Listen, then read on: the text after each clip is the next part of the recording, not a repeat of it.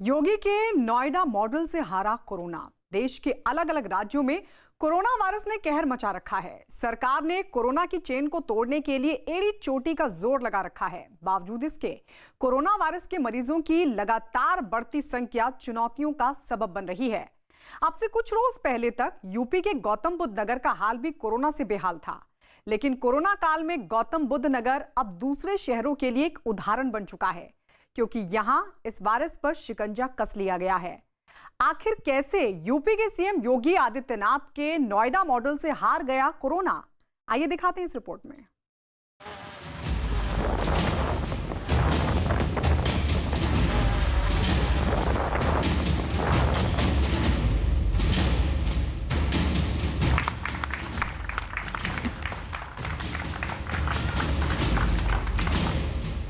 जब देश के अलग अलग शहरों में कोरोना वायरस ने अपना तांडव मचा रखा है,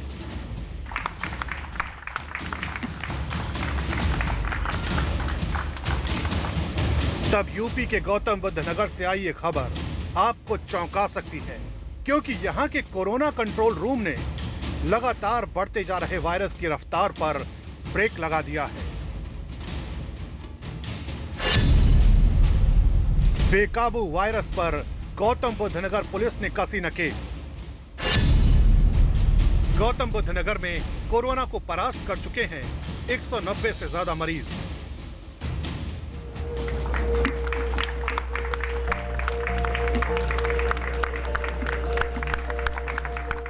गौतम बुद्ध नगर के सेक्टर 49 से आई ये तस्वीरें कोरोना काल में सुकून देने वाली हैं। अपने नवजात बच्चे के साथ ये कोरोना पीड़ित पूरे 1.5 महीने बाद घर लौटी तो परिवार की खुशियों का ठिकाना नहीं था।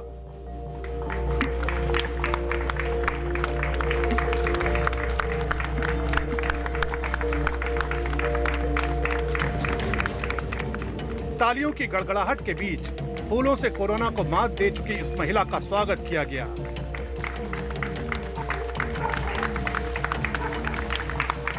महामारी के बीच गौतम बुद्ध नगर में ये तस्वीरें अब आम हो चुकी हैं।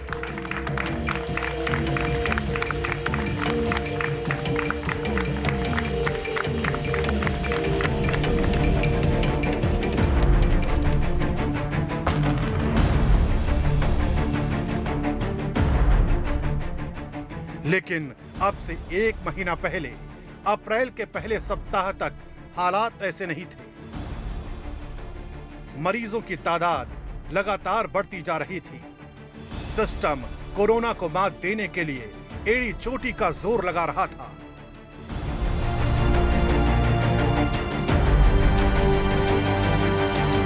अप्रैल के पहले सप्ताह में गौतम बुद्ध नगर जिला काफ़ी सुर्खियों में था, क्योंकि यहाँ कोविड-19 के मामले लगातार बढ़ रहे थे। लेकिन इसके बाद गौतम बुद्ध नगर जिला पुलिस ने अपने काम करने के तरीके को बदला। अप्रैल से पहले जो पुलिस के जवान अपराधियों को पकड़ते थे, अप्रैल पहले सप्ताह के बाद वो कोविड-19 के मरीजों को पकड़ने लगे और नतीजा ये हुआ कि आज कोविड-19 के जो एक्टिव केसेस जिले में हैं वो बहुत कम है। गौतम बुद्ध नगर में कोरोना पर कैसे कसा शिकंजा, किस फॉर्मूले ने तोड़ी कोरोना की चेन। दरअसल गौतम बुद्ध नगर का नोएडा इलाका दिल्ली से सटा हुआ है। कोरोना हॉट स्पॉट के एकदम नजदीक होने की वजह से पुलिस के सामने चुनौतियां और बड़ी थीं। लिहाजा कोरोना के खिलाफ उन लोगों को मैदान में उतारने का फैसला लिया गया जो अपराध पर नकेल कसने का काम कर रहे थे। साइबर क्राइम और क्राइम ब्रांच के अधिकारियों ने इस टीम को ऐसे लोगों के पीछे लगा दिया जो या तो कोरोना वायरस के मरीज हैं या फिर कोरोना संदिग्ध व्यक्तियों को टेक्नोलॉजी के माध्यम से, और जो हमारी जो पुलिस की पद्धति रही है जिसमें हम लोग अपना इंटेलिजेंस जो है उसको इस्तेमाल करते हैं, उसका प्रयोग करते हुए इनको चिन्हित किया गया। और हमारी जो फ्रंट लाइन टीम्स थी, जिनको हम लोग रैपिड रिस्पांस टीम कहते हैं, जनपद में एक समय था जब 300 से अधिक ऐसी टीम्स काम कर रही थी, वो तत्परता से जाकर इनको क्वारंटाइन करती थी। और आज इसमें से काफ़ी लोग ऐसे हैं जो स्वस्थ होकर अपने घर चले गए। कोरोना वायरस को शिकस्त देने के लिए पुलिस कमिश्नर आलोक सिंह ने अप्रैल के पहले सप्ताह में ही 400 बेहतरीन अधिकारियों की टीम बना ली। इन टीमों की अगुवाई सौंपी गई joint commissioner of police Nitin Tiwari को। इस टीम की सबसे खास बात यह थी कि पुलिस के अधिकारियों ने पहली बार निजी कंपनियों के साथ काम करने वाले लोगों के साथ कोरोना के खिलाफ मिशन को शुरू किया। फोन कॉल रिसीव करने के लिए बीपीओ से बेहतरीन लोगों को अपनी टीम में शामिल किया गया, जबकि डॉक्टर और पुलिस की अलग टीमें बनाई गईं। इतना ही नहीं, सॉफ्टवेयर इंजीनियर की टीम के साथ एक कोरोना कंट्रोल रूम भी बनाया गया। अप्रैल के पहले सप्ताह में जब गौतम बुद्ध नगर पुलिस ने अपने कार्यशैली में बदलाव किया, उस वक्त कई टीमें बनाई गई थी। उसी में से एक टीम कॉन्टैक्ट ट्रेसिंग टीम थी। इस टीम में पुलिस के जवान और डॉक्टर्स शामिल थे और इसी टीम के वजह से जिले में कोविड-19 के मामलों पर लगाम भी लगी। आपको जानकर हैरानी होगी कि जैसे ही गौतम बुद्ध नगर पुलिस ने अपनी कार्यशैली को बदला और कोरोना कंट्रोल रूम की शुरुआत की, वैसे ही ग्राउंड जीरो पर इसका असर भी दिखना शुरू हो गया, क्योंकि कोरोना कंट्रोल रूम बनाते वक्त टीम को 4 हिस्सों में बांटा गया और हर टीम के कंधों पर एक अलग जिम्मेदारी सौंपी गई। पहली टीम, जिसके कंधों पर कोरोना वायरस से जुड़ी किसी भी तरह की कॉल को रिसीव करने और उसका जवाब देने की जिम्मेदारी थी। इसमें बीपीओ से आए लोग पुलिस की मदद कर रहे हैं। दूसरी टीम, इसमें डॉक्टर और पुलिस शामिल है, जिनका काम कोरोना पीड़ित और संदिग्धों की पहचान करना है। यह टीम मरीजों के प्राइमरी और सेकेंडरी कांटेक्ट पर काम कर रही है। तीसरी टीम, LIU यानी लोकल इंटेलिजेंस यूनिट, इसमें केवल पुलिस के जवान शामिल हैं। ये ग्राउंड जीरो पर जाकर जानकारी इकट्ठा करते हैं। चौथी टीम, इसमें रैपिड रिस्पांस टीम, पुलिस और डॉक्टर शामिल हैं। ये ग्राउंड जीरो पर जाकर काम करते हैं। इस दौरान जिन निजी कर्मचारियों को पुलिस ने अपनी टीम में शामिल किया, उन्हें कोरोना से किसी भी तरह के खतरे से बचाने के लिए वर्क फ्रॉम होम की तर्ज पर सुविधा दी गई। यानी ये बीपीओ कर्मचारी कोरोना वायरस से जुड़ी किसी भी कॉल को घर से रिसीव कर सकते हैं और उनके बारे में सारी जानकारी पुलिस को दे सकते हैं। इतना ही नहीं, ये कर्मचारी कॉल रिसीव करने के दौरान सॉफ्टवेयर पर डाटा भी अपडेट करते हैं, जिसके बाद ग्राउंड जीरो पर काम शुरू कर दिया जाता है। गौतम बुद्ध नगर पुलिस का कोरोना कंट्रोल रूम कितना कारगर साबित हुआ, इसका अंदाजा ऐसे ही लगाया जा सकता है कि इस कंट्रोल रूम की वजह से ही इस बात का पता लगाया जा सका कि जो भी कोरोना के मरीज सामने आए हैं, उन्हें पहले से ही क्वारंटीन किया गया था। हमारे कंट्रोल रूम में कॉल टेकिंग टीम्स हैं, कॉल डिस्पैच टीम्स हैं और रिस्पांस टीम्स भी हैं। रिस्पांस टीम्स वो हैं जो हमारी फील्ड में जो टीम्स मौजूद हैं और जो फील्ड में जाके अगर किसी तरह की सूचना आती है तो उसको डील करती हैं। हाल ही में कई ऐसे मामले सामने आ चुके हैं जब लोग कोरोना वायरस के लक्षण होने के बावजूद उसे सामने नहीं आने देते, क्योंकि उन्हें क्वारंटीन सेंटर का डर सताने लगता है। इस वजह से गौतम बुद्ध नगर की साइबर टीम और सॉफ्टवेयर इंजीनियर की टीम तकनीक का सहारा लेकर ऐसे लोगों को रात के अंधेरे में पकड़ने पर काम कर रही है। ये शुरुआती दौर था, लोग इस बीमारी से डरे हुए थे, बहुत सी चीज़ें छुपा भी रहे थे। तो ऐसे में फिर हम लोगों ने उनके जो इलेक्ट्रॉनिक फुटप्रिंट्स थे वो निकालना शुरू किए और उन इलेक्ट्रॉनिक फुटप्रिंट्स के बेसिस पे ये देखा कि वो कहाँ कहाँ गए थे, किस किस व्यक्ति से संपर्क में आए थे। इस वायरस के खिलाफ लड़ी जा रही जंग हरगिज आसान नहीं है, किसी को भी कोरोना की चपेट में ला सकती है। यही वजह है कि इस महामारी के दौरान फ्रंट लाइन में काम करने वाले डॉक्टर और पुलिसकर्मी तमाम चुनौतियों का सामना करते हुए अपनी जिम्मेदारी निभा रहे हैं। इस महामारी के बीच जिस गौतम बुद्ध नगर के मॉडल की चर्चा जोर पकड़ रही है, उसके लिए कोरोना कंट्रोल रूम में हर एक व्यक्ति की जवाबदेही तय की गई है। आप इस बात को ऐसे ही समझ सकते हैं कि कोरोना के खिलाफ इस मिशन में शामिल हर एक शख्स दिन रात अपनी ड्यूटी निभाने में जुटा हुआ है। गौतम बुद्ध नगर के हर पुलिस थाने में कोरोना वायरस को लेकर बेहद सख्त हिदायतें दी गई हैं। सभी थानों के अधिकारियों की जवाबदेही तय की गई है। किसी भी तरह की चूक से बचने के लिए पुलिस थानों के सदस्यों के बीच भी टीमें बनाई गई हैं।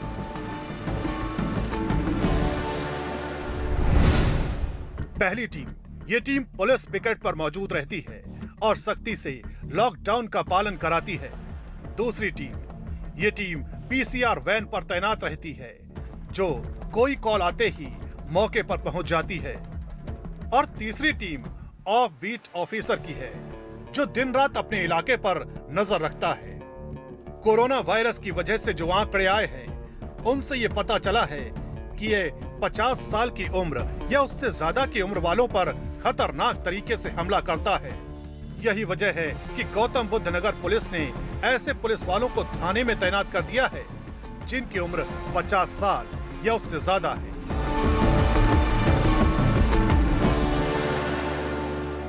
थानों में तैनात पुलिस के जवानों के काम करने के तरीके को भी बदला गया। यहाँ भी 3 टीमें बनाई गई और सबकी अपनी अपनी जवाबदेही तय की गई। खास तौर से अगर हम बात करें तो इलाकों के जनसंख्या के आधार पर अधिकारियों को नियुक्त किया गया। किसी इलाकों में 1 अधिकारी तो किसी इलाकों में 2 अधिकारी। अगर उस इलाके में किसी भी तरीके से आम आदमी को दिक्कत हो रही थी तो उस इलाके के में तैनात अधिकारी की जवाबदेही तय की जाती है। दिल्ली से सटा होने की वजह से गौतम बुद्ध नगर पर कोरोना के हमले का जबरदस्त खतरा बना हुआ है, क्योंकि दिल्ली से रोजाना हजारों की संख्या में लोग गौतम बुद्ध नगर आते जाते हैं। यही वजह है कि दिल्ली नोएडा बॉर्डर को सील कर दिया गया है और रोजाना आने जाने वालों को मूवमेंट पास दिया गया है। यही वजह है कि पुलिस के सामने बॉर्डर पर ड्यूटी करना किसी चुनौती से कम नहीं है। यहाँ बड़ी संख्या में लोग अपने जॉब के लिए अन्य कारणों से यहाँ से दिल्ली या दिल्ली से इधर या गुरुग्राम पूरे एनसीआर में ट्रैवल करते हैं। तो ऐसी स्थिति में जब ये निर्णय लिया गया कि हम अपने दिल्ली के बॉर्डर्स को और इंटर स्टेट और इंटर डिस्ट्रिक्ट बॉर्डर्स को सील करेंगे, तमाम कठिनाइयों का सामना करना पड़ा। गौतम बुद्ध नगर पुलिस ने जिस कोरोना कंट्रोल रूम को बनाया है, उसका फायदा पूरे शहर को कैसे मिला, इसे समझने के लिए उस कोरोना काल को समझना होगा जिसने अब से कई रोज पहले इस शहर में अपने पांव पसारना शुरू किए थे। नोएडा के सेक्टर 108 में मौजूद सीज फायर कंपनी से कोरोना वायरस का सुपर स्प्रेडर निकला था। ब्रिटेन से कंपनी में ऑडिट पर आया ये शख्स कोरोना पॉजिटिव था, लेकिन इसमें किसी तरह के लक्षण नहीं थे। जिसके बाद नोएडा की इस कंपनी में कोरोना के 55 मामले सामने आ गए। इसके अलावा कॉन्टैक्ट ट्रेसिंग टीम को इस बात की जानकारी मिली कि दिल्ली, बुलंदशहर, गाजियाबाद और बरेली में इन 55 लोगों के प्राइमरी और सेकेंडरी कॉन्टैक्ट हैं। लिहाजा इन शहरों को तुरंत इस बारे में जानकारी दी गई। ये जानकारी मिलते ही जब संदिग्धों की जांच की गई तो उनमें भी कोरोना पॉजिटिव मरीज सामने आए। इसके बाद ब्रिटेन से आए ऑडिटर और निजी कंपनी से मिली जानकारी के बाद दिल्ली, हरियाणा, पंजाब, मध्य प्रदेश, राजस्थान और उत्तराखंड जैसे राज्यों में लोगों को क्वारंटीन किया गया। इसके बाद जिले की कॉन्टैक्ट ट्रेसिंग टीम के सामने सबसे बड़ी समस्या जमातियों की आई, जो ये बताने को तैयार नहीं थे कि वो निजामुद्दीन के मरकज में गए थे। ऐसे में एलआईयू टीम, बीट ऑफिसर और तकनीक की मदद से जिला प्रशासन ने 83 जमातियों को क्वारंटीन किया। इनमें से 2 जमाती कोरोना पॉजिटिव पाए गए। इसके बाद इनके प्राइमरी और सेकेंडरी कॉन्टैक्ट में 4 की रिपोर्ट कोरोना पॉजिटिव आई। यानी जमातियों की वजह से गौतम बुद्ध नगर में कुल 6 कोरोना पॉजिटिव केस सामने आए। जिले की कॉन्टैक्ट ट्रेसिंग टीम को उस वक्त बड़ी कामयाबी हाथ लगी जब नोएडा के सेक्टर 5 और सेक्टर 8 से 33 कोरोना पॉजिटिव केस सामने आए। इनमें से ज्यादातर को पहले ही प्रशासन क्वारंटीन कर चुका था। कोई भी व्यक्ति डिस्ट्रेस में हो तो उसकी मदद करना फर्स्ट रिस्पॉन्डर हमेशा पुलिस रहा है। तो इस तरह से ये भी एक डिस्ट्रेस कॉल है, पूरे देश और पूरी दुनिया का डिस्ट्रेस कॉल है। तो हमें इतनी दिक्कत नहीं हुई, बस हमें अपना मोडस ऑपरेंडी थोड़ी चेंज करनी पड़ी, अपने माइंडसेट को थोड़ा चेंज करना पड़ा, अपनी फोर्स को थोड़ा मोटिवेट करना पड़ा। और आइए अब आपको उनकी आप बीती भी सुनाते हैं जिन्हें जिले की कॉन्टैक्ट ट्रेसिंग टीम ने पहले ही क्वारंटीन कर दिया था, जिसकी वजह से कई लोगों को कोरोना की चपेट में आने से बचा लिया गया। हॉस्पिटल से डिस्चार्ज हो गए उसके बाद भी रेगुलर बेसिस पे सीएमओ ऑफिस से भी फ़ोन आता रहा हमारे पास कि आपकी तबीयत कैसी है, ठीक है कि नहीं है। और आई थिंक प्रशासन बहुत अच्छा काम कर रहा है। बीइंग नोएडा पुलिस बोलें, हॉस्पिटल्स बोलें, सब लोग बहुत अच्छा काम कर रहे हैं। जितना वो काम करना चाहिए उससे वो बहुत ज़्यादा अच्छा काम कर रहे हैं। आई थिंक अभी इंडिया के अंदर इतने जो कम केसेस आए हैं, केसेस तो काफ़ी सारे हैं पर फिर भी बहुत कम है हमारी पॉपुलेशन को देखते हुए, वो इसीलिए है कि प्रशासन बहुत अच्छा काम कर रहा है। गौतम बुद्ध नगर के एक और शख्स की भी कहानी सुनिए जो कोरोना के लक्षण के बाद क्वारंटीन के डर से अपने दोस्त के घर चले गए थे, लेकिन गौतम बुद्ध नगर पुलिस ने तकनीक के सहारे इन्हें खोज ही निकाला। लेकिन तब तक इनकी वजह से इनके 2 दोस्त कोरोना पॉजिटिव हो चुके थे।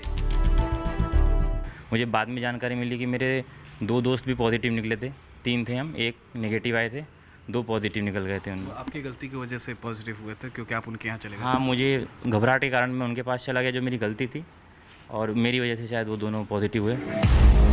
इसी तरह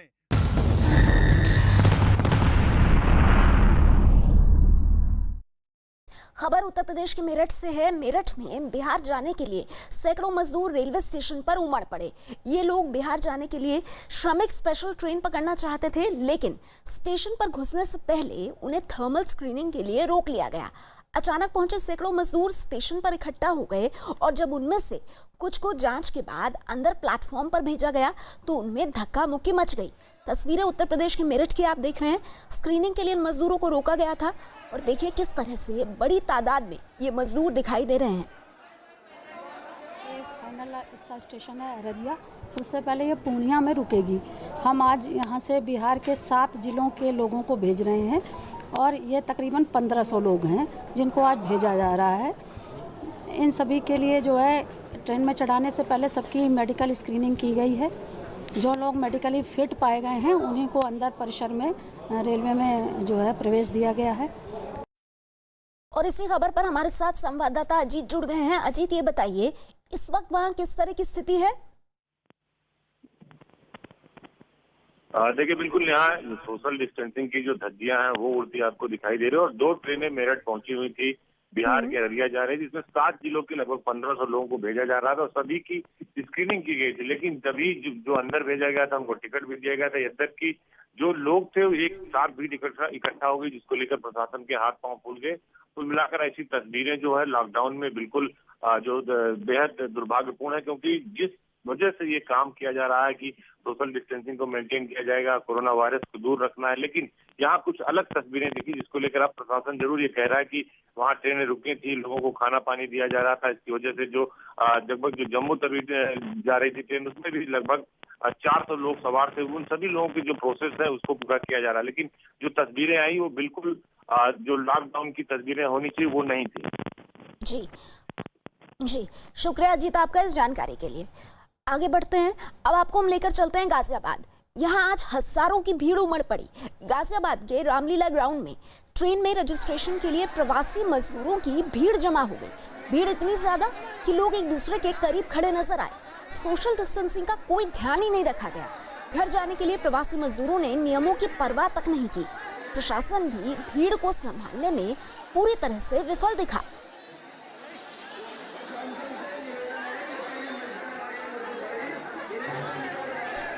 अब सवाल इन तस्वीरों पर यही कि क्या भीड़ को संभालने की कोई तैयारी नहीं थी। लॉकडाउन 4 का आज पहला दिन है और ये गाजियाबाद की तस्वीरें, और किस तरह से देखिए हजारों की संख्या में ये मजदूर यहाँ पहुंचे। इन्हें ट्रेन और बसेस के लिए अपना रजिस्ट्रेशन कराना था और ये आप जहाँ की तस्वीरें देख रहे हैं वहाँ से मजदूरों को बिहार के लिए जाना था, लेकिन किसी तरह की कोई सोशल डिस्टेंसिंग नहीं और लॉकडाउन के नियमों की पूरी तरह से धज्जियां उड़ती हुई प्रशासन भी बेबस दिखा। क्या करेंगे यहाँ, ना रोटी मिला ना पानी मिला, क्या करेंगे यहाँ ना काम है। कितनी देर से खड़े हो यहाँ पे? यहाँ 4 बजे सुबह से ही लगे हुए लाइन में सर। यहाँ रोज 2 बजे रात से खड़े हैं सर। अभी कुछ भी नहीं बता रहे? कुछ नहीं, खाना पीना दे रहे हैं लेकिन यहाँ तो टाइम से कुछ नहीं मिल रहा है सर। काम धंधा सब बंद है। और आइए आपको दिखाते हैं कि इस पूरे मामले पर गाजियाबाद के डीएम अजय शंकर पांडे ने क्या कहा। गाजियाबाद के डीएम अजय शंकर पांडे इस वक्त हमारे साथ हैं। सर, जो ये लोगों की भीड़ यहाँ पर आए थे, लोग कहाँ से आए थे और इतने एकदम से कैसे हो गए? प्रशासन इनका इंतजाम कर तो रहा था। फिर आपसे मैं विनम्र अनुरोध करूंगा कि ये बोनाफाइड पैसेंजर्स हैं। आज पहली बार गाजियाबाद से 6 ट्रेन चल रही है। इन 6 ट्रेन के माध्यम से 9000 लोग ट्रैवल करेंगे। 9000 के लोग अगर कहीं एकत्रित हो रहे हैं तो उनको आप भीड़ का नाम न दें, उन्हें बोनाफाइड पैसेंजर्स कहें आप, तो ये ज़्यादा बेहतर होगा। इसके अलावा जो भी लोग यहाँ आए हुए हैं सबको सुरक्षित उनके गंतव्य तक पहुँचाने का दायित्व हम लोगों का है। उनके खान पान का पूरा प्रबंध है, उनका मेडिकल चेकअप कराया जा रहा है। एक चेकअप यहाँ होगा, जब ट्रेन में बैठेंगे तो उस समय भी उनका चेकअप होगा। इसलिए केवल मेरा ये कहना है कि जब एक स्थान से 9000 लोग रवाना होंगे तो वो पैसेंजर होते हैं, उनको आप भीड़ का नाम न दें। सोशल डिस्टेंसिंग बिल्कुल नहीं दिखाई दी सर, उसको लेकर सबसे बड़ा सोशल डिस्टेंसिंग का जहाँ तक संबंध है, सोशल डिस्टेंसिंग के लिए लगातार यहाँ अनाउंसमेंट हो रहा है, लोगों को भी इसकी जानकारी है, लोग उसका पालन करते हुए दिख भी रहे हैं, कुछ जगह नहीं भी हो रहा है। कुछ लोगों ने मास्क आप देखिए ज़्यादातर लोग मास्क पहने हुए हैं, हाथ सैनिटाइज कर रहे हैं, ग्लव्स पहने हुए हैं, तो जो प्रोटोकॉल जिसके स्तर से हो रहा है उसका पालन कर रहा है वो।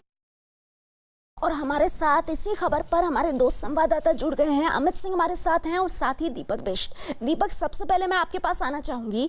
आपकी बात डीएम से हुई और डीएम ने बहुत साफ तौर पर कह दिया कि ये भीड़ है ही नहीं। दूसरा, उन्होंने कहा कि सोशल डिस्टेंसिंग के नियमों का कहीं पालन हो रहा है, कहीं नहीं। अब प्रशासन के इस जवाब को कैसे लिया जाए?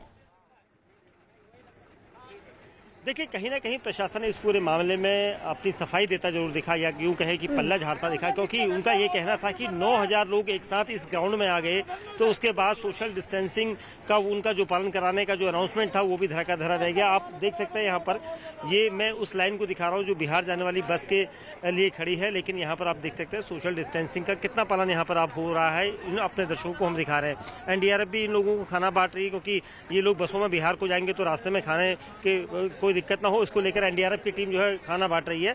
लेकिन सोशल डिस्टेंसिंग बहुत अहम है, जिसको लेकर यहाँ पर अभी भी सवाल खड़े हो रहे हैं। और मेरे पीछे आप मैं दिखाऊंगा आपको, देखिए यहाँ इस तरफ कहीं पर भी आपको सोशल डिस्टेंसिंग यहाँ पर नजर नहीं आएगी। यही सवाल हमने डीएम साहब से पूछा था, यही सवाल हम गाजियाबाद प्रशासन से लगातार सुबह से पूछ रहे हैं, क्योंकि इसको लेकर यहाँ पर सवाल उठते नजर आ रहे थे प्रशासन की तरफ कि आखिर उन्होंने ऐसी कवायद क्यों की। हालांकि अभी सिविल डिफेंस के लोग यहाँ पर दिखाई दे रहे हैं, जो सोशल डिस्टेंस बनाने के लिए लोगों को जो लोग हैं उनको बता रहे हैं, लेकिन जानकारी का अभाव फिर भी लोगों के बीच में है, जिसकी वजह ये है। देखिए 3 लोग एक साथ हैं, ये सोशल डिस्टेंसिंग कहीं नहीं। आप लोग थोड़ा पीछे पीछे रहिए, क्योंकि आप लोगों को घर जाना है, लेकिन सोशल डिस्टेंसिंग का पालन करिए, है ना, सोशल डिस्टेंसिंग करते रहिए। तो ये देखिए, ये हालात है कमोवेश, ये हालात सुबह से बने हुए हम लगातार सुबह से आपको दिखा रहे हैं, अपने दर्शकों को दिखा रहे हैं कि सोशल डिस्टेंसिंग का यहाँ पर पालन नहीं है। लेकिन यहाँ पर से लगातार जो खाना या दूसरी चीज़ें प्रोवाइड करवाई जा रही, तो फिर भी यहाँ पर सोशल डिस्टेंसिंग अभी तक हमें कहीं नहीं दिखाई दी है। नेहा जी, तो ये अपने आप में एक बड़ी समस्या। अमित, आप ये बताइए, आप कहाँ हैं इस वक्त? और दीपक बता रहे हैं कि उनके आसपास जो प्रवासी मजदूर हैं, कोई सोशल डिस्टेंसिंग वहां अब तक नहीं दिखाई दे रही है। जी बिल्कुल नेहा, यहाँ भी वही तस्वीर है जो दीपक आपको दिखा रहे थे। इस वक्त मैं कवि नगर में मौजूद हूँ, गाजियाबाद का कवि नगर, और यहाँ पे ट्रेनों का रजिस्ट्रेशन हो रहा है। अब से थोड़ी देर पहले अनाउंसमेंट हुआ है कि लखनऊ जिनको जाना है, फैजाबाद जिनको जाना है, वो आए और रजिस्ट्रेशन कराएं।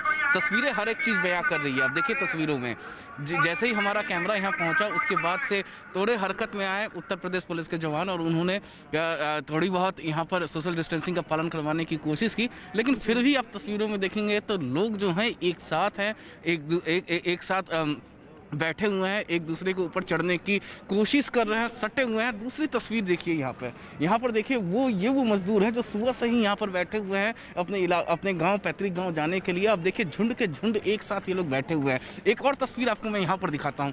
आप यहाँ एक तस्वीर देखिए नेहा, ये तस्वीरें हैं, ये अभी लेकर बसें आई हैं, इन लोगों को बस लेकर आई है अभी यहाँ से, यूपी रोडवेज की बसों से लाया गया है। ये वो लोग हैं जो सड़कों पर लगातार चल रहे थे, शेल्टर होम में थे, और उन्हें बस यहाँ लेकर आई है कि ट्रेन आपके गांव पे जा रही है, तो जब अनाउंसमेंट होगा जाकर रजिस्ट्रेशन कराइए। अब एक आलम ये सुनिए, जैसे ही काउंटर से अनाउंसमेंट किया जाता है कि फैजाबाद के लिए, लखनऊ के लिए, या आजमगढ़ के लिए, या बनारस के लिए ट्रेन यहाँ का रजिस्ट्रेशन कराइए, ये पूरा हुजूम एक साथ काउंटर की तरफ बढ़ता है। सोशल डिस्टेंसिंग का नामो निशान नहीं, मतलब यानी सोशल डिस्टेंसिंग किस चिड़िया का नाम है या किसी को मालूम ही नहीं होता। काउंटर पर बैठे एक अधिकारी से मैंने बातचीत करने की कोशिश की कि अगर सोशल डिस्टेंसिंग मेंटेन नहीं करेंगे तो अगर एक शख्स को यहाँ पे बीमारी होगी तो संक्रमण कितनी तेज़ी से फैलेगा आपको मालूम है। तो उन्होंने कहा कि इसमें हम क्या कर सकते हैं। जिस तरीके से मजदूर हैं सामने आप देखिए तस्वीरें देखिए, एक साथ यहाँ तस्वीरें देखिए आप यहाँ पे लगातार जो है अब से थोड़ी देर पहले यहाँ पे जो है एनडीआरएफ की टीम भी थी, लेकिन एनडीआरएफ की टीम खाना दिया, थोड़ी सैनिटाइजेशन की और उसके बाद निकल गई। और देखिए तस्वीरें हर एक चीज बयां कर रही है। तस्वीरें हैं जैसी तस्वीरें दीपक के पास हैं, यानी इतना सब होने के बावजूद किस तरह से सोशल डिस्टेंसिंग का पालन हो, इसको लेकर सवाल बना हुआ है और कहीं ना कहीं प्रशासन पूरी तरह से बेबस नजर आ रहा है। देखिए 3 तस्वीरें हम आपको दिखा रहे हैं कैमरे के 3 अलग अलग एंगल से ली हुई, और इन तीनों तस्वीरों में देखिए जहां तक आपकी नजर जाएगी आपको सिर्फ और सिर्फ भीड़ ही नजर आएगी। लेकिन सवाल ये है कि लॉकडाउन में इस तरह की भीड़, इसको संभालने की तैयारी क्यों नहीं है? इनसे सोशल डिस्टेंसिंग का पालन कौन करवाएगा?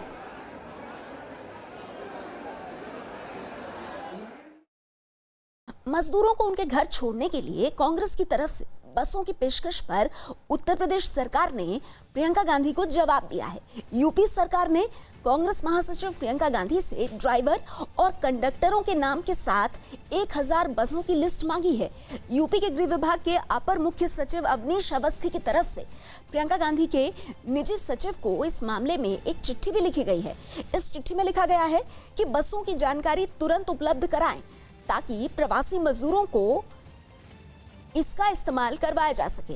इससे पहले कांग्रेस ने प्रवासी श्रमिकों को उनके घर पहुंचाने के लिए बसों के इंतजाम करने का दावा करते हुए यूपी सरकार से इजाजत मांगी थी।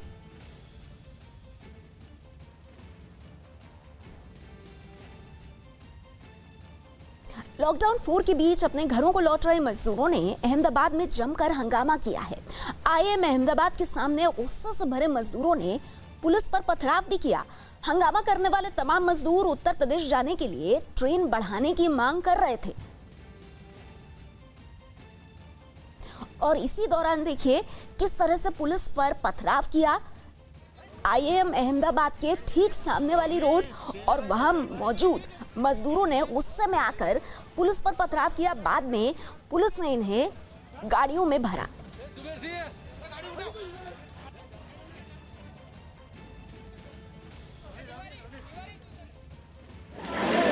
अहमदाबाद में प्रवासी मजदूरों द्वारा पुलिस पर पथराव किया गया। दरअसल मांग उनकी यही थी कि उनको अपने गांव भेजा जाए और उसको लेकर आप देख रहे हैं उन्होंने सड़क पर हंगामा मचाया, उत्पात मचाया। ये तस्वीरें थी पुलिस की ओर से उनको कैसे सबक सिखाया जाए। जैसे पुलिस पर उन्होंने लगातार पथराव किया, उसमें कुछ पुलिसकर्मियों को चोट भी आई है। लेकिन ये आप देख लीजिए, ये तस्वीरें यहाँ पर पुलिस को पर पथराव करने के बाद पुलिस भी आक्रामक हुई और सबको पकड़ कर अभी ले जा रही है।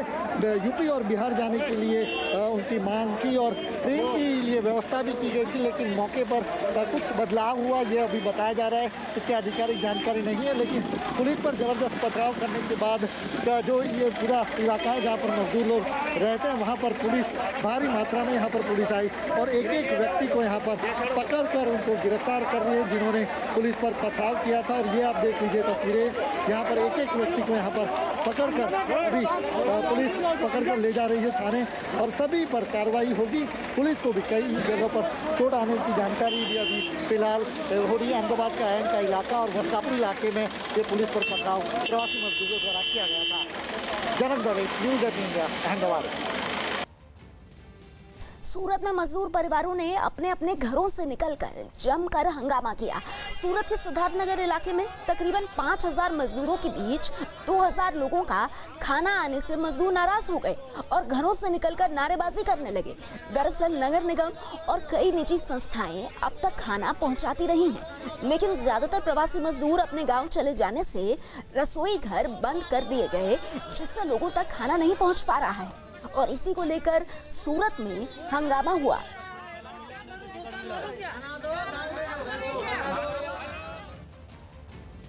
मुंबई से सटे घोड़बंदर इलाके में मजदूरों की एक भीड़ बसों के इंतजार में खड़ी नजर आई। इन मजदूरों को वेरिफिकेशन के बाद बसों में बिठाया गया। इन्हें मध्य प्रदेश से लगे महाराष्ट्र बॉर्डर पर छोड़ा जाएगा, जहां से ये लोग मध्य प्रदेश परिवहन की बसों में आगे का सफर तय करेंगे। लॉकडाउन 4 के पहले दिन स्थितियां अभी भी मजदूरों के लिए नहीं बदली हैं। यहाँ पर देखें तो घोड़बंदर का इलाका और ये बसें लगाई गई हैं इन मजदूरों को महाराष्ट्र बॉर्डर तक छोड़ने के लिए। महाराष्ट्र बॉर्डर के बाद मध्य प्रदेश से जो बसें होंगी वो सीधे उत्तर प्रदेश इन लोगों को लेकर जाएंगे। और सबसे अहम बात, जो बसों में लोग मौजूद होंगे उन लोगों को सोशल डिस्टेंसिंग का पूरा ख्याल रखना होगा। हर व्यक्ति को जो है वो एक दूसरे से दूरी बनाकर जो है वो बैठना होगा।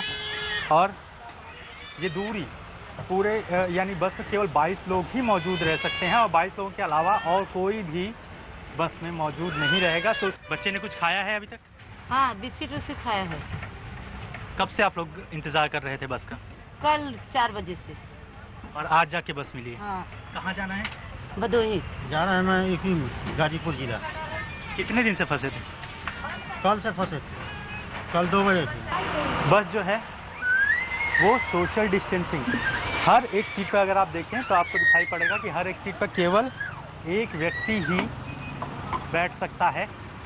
और इस तरह से सोशल डिस्टेंसिंग मेंटेन करते हुए जो है वो बस रवाना हो रही है। एक लाइन से कतारें लगी हुई हैं। यहाँ पर भी देखें, यहाँ पर पुलिस जो हर किसी का एक वेरिफिकेशन करती है और वेरिफिकेशन करने के बाद उन्हें बसों में बैठाने का काम करती है। सैनिटाइजेशन भी किया जा रहा है। अंदर जैसे ही ये लोग पहुंचते हैं, सबसे पहली बात इनका थर्मल स्क्रीनिंग किया जाता है, सैनिटाइज किया जाता है। उसके बाद भी जब बसों में ये चढ़ते हैं तो बसों को पहले से सैनिटाइज किया गया हुआ है, लेकिन यात्रियों को भी सैनिटाइज किया जा रहा है। एक रिलायबल एविडेंस, एक रिलायबल जो है डॉक्यूमेंट माना गया है और उसी के आधार पर इन्हें इनके गंतव्य स्थानों तक पहुंचाए जाने के लिए जो है पूरी कवायद महाराष्ट्र सरकार की तरफ से की जा रही है। कैमरा पर्सन आनंद के साथ आशीष सिंह, न्यूज़ 18 इंडिया। दिल्ली के वेस्ट विनोद नगर में एक सरकारी स्कूल के बाहर प्रवासी मजदूरों की भीड़ जमा हो गई। ये मजदूर दिल्ली से अपने अपने गांव जाने के लिए ऑनलाइन रजिस्ट्रेशन करवाने पहुंचे थे, जहां इनसे बस में बैठाकर स्क्रीनिंग के लिए ले जाने को कहा जा रहा है। लेकिन मजदूरों को डर है कि उन्हें बस में बैठाकर कहीं और छोड़ दिया जाएगा और इस वजह से वो बस में बैठने को तैयार ही नहीं है। प्रवासी मजदूर आज भी दिल्ली में बड़ी संख्या में नजर आ रहे हैं। इस वक्त मैं मौजूद हूँ पूर्वी दिल्ली के वेस्ट विनोद नगर में। यहाँ आप देखिए एक स्कूल के बाहर, सरकारी स्कूल के बाहर किस तरह से बड़ी संख्या में यहाँ पर जो प्रवासी मजदूर हैं वो यहाँ पर बैठे हैं। इनका सामान है, यहाँ पर महिलाएं हैं, बच्चे हैं और सबसे अहम बात यह है कि सोशल डिस्टेंसिंग इन लोगों के बीच में नहीं है। यहाँ लगातार पुलिस लोगों से कह रही है बस में बैठाने के लिए। बस यहाँ पर डीटीसी की खड़ी आप देख सकते हैं, लेकिन यहाँ लोग खड़े हुए हैं, ये इंतजार कर रहे हैं कि ये अपने घर जाएंगे। इनसे बात करने की कोशिश करते हैं कि यहाँ ये कैसे पहुँचे। ये बताइए कि आपको कहाँ जाना है? आपको बिहार जाना है। बिहार जाना है। यहाँ ये बस में बैठाकर कहाँ ले जा रहे हैं आपको? पता नहीं, हम नहीं जानते। नहीं पता है। आप बताइए क्या हुआ, यहाँ पर कब से आए हुए आप? ये बोल रहे बस पे बैठा के यहाँ से ले जाएंगे, ये रजिस्ट्रेशन करवाएंगे, नियम कानून कायदा से ले जाएंगे, यही बोल रहे हैं हम लोग। नहीं जाना चाहते? नहीं जाना, क्या कहाँ जाएंगे हम लोग कहाँ जाएंगे? कहीं छोड़ देंगे तो क्या करेंगे हम लोग? मजदूरों के पलायन को लेकर बीजेपी सांसद मीनाक्षी लेखी ने कांग्रेस पर पलटवार करते हुए कहा कि प्रवासी मजदूरों को कांग्रेस की सरकारों ने खाना नहीं दिया, इसी कारण वो वापस जा रहे हैं। चिदम्बरम साहब ये कह रहे हैं कि वो पूरे देश में कांग्रेस अलग अलग भाषाओं में स्थानीय लोगों को बताएगी कि सरकार ने उनके साथ किस तरीके से धोखा किया और इस पैकेज में उनके हाथ में कुछ नहीं दिया गया। तो बीजेपी तो शायद कफलिंग पहन के बैठी हुई है कि वो तो कुछ करेगी नहीं, वो तो बताएगी नहीं कि आपकी राज्य सरकारों ने कोई काम नहीं किया। ये कफलिंग वाली सरकार है जो कि हाथ मैले करना तो दूर की बात, अपने स्लीव गंदी नहीं कर सकते। ये लोग वो हैं जिन्होंने क्षेत्र के अंदर, आप कोई भी राज्य उठा के देख लीजिए, कांग्रेस शासित प्रदेश और अन्य प्रदेश, आप देखिए जहाँ जहाँ सबसे ज़्यादा गड़बड़ हुई है वहाँ पर ये सारी सरकारें शामिल हैं। और मैं दिल्ली का उदाहरण इसलिए बार बार देती हूँ कि मैं दिल्ली से हूँ और मुझे मालूम है, चाहे वो राजस्थान है या अन्य राज्य हैं, सब जगह इस तरीके की गड़बड़ें हुई हैं। माइग्रेंट लेबर को इन्होंने खाना नहीं दिया और उन्हीं के काम के आधार पर इनकी इकॉनमी चलती थी। अब जब फैक्ट्रियाँ चलाने की बात आएगी, काम करने की बात आएगी, तो लेबर कहाँ से आएगी? जिनके लिए आपको तंबू लगा के उनको रिहाइश बना के रखना चाहिए था, जिनके लिए आपको खाने पीने रहने की प्रावधान करना चाहिए था, वो काम आपने नहीं किए। इसीलिए वो गरीब जो अपने राज्य छोड़कर आपके यहाँ पे आया था आप ज़्यादा पैसा कमाने के लिए, वापस उसी गरीबी में जाना उसको मंजूर है यहाँ रहने की बजाय, क्योंकि यहाँ की स्थिति वहाँ की स्थिति से बदतर है और उसके लिए यही राज्य सरकारें जिम्मेवार हैं। पिछले 24 घंटे में देश में अब तक सबसे ज्यादा 5,242 मरीज सामने आए हैं, तो वहीं 157 लोगों की मौत हुई है। देश भर में कोरोना के अब तक 96,169 मरीज सामने आए हैं। देश भर में कोरोना से अब तक 3,029 लोगों की मौत हो चुकी है। कोरोना से अब तक 36,824 लोग ठीक भी हुए हैं। भारत में कोरोना से रिकवरी रेट 38% से ज्यादा है। देश के ज्यादातर राज्य कोरोना वायरस से जूझ रहे हैं, लेकिन इनमें कुछ राज्य ऐसे हैं जहां कोरोना की चपेट में आने वाले मरीजों की तादाद लगातार बढ़ रही है और वहां कोरोना के मरीज भी बहुत ज्यादा हैं। सबसे खराब हालात महाराष्ट्र में है। कोरोना मरीजों की संख्या यहां पर 33,000 के पार पहुंच गई है। दूसरे नंबर पर गुजरात है, यहां पर 11,000 के पार है मरीज। इसके अलावा तीसरे नंबर पर तमिलनाडु है, चौथे नंबर पर देश की राजधानी दिल्ली और 5वें नंबर पर राजस्थान है।